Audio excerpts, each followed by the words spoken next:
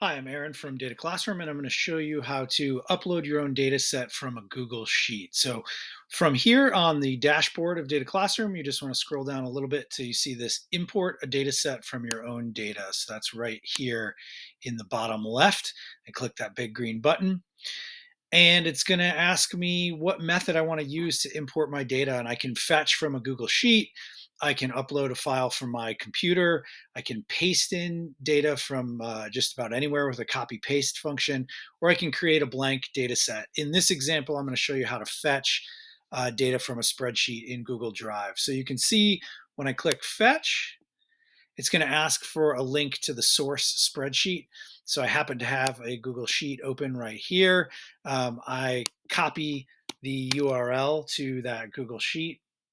Let me get that off my screen.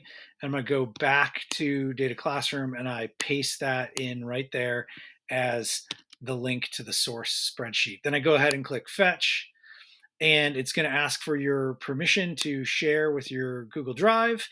If you're currently logged in, it won't ask you to do that. Make sure that you pick the correct Google Drive if you have more than one.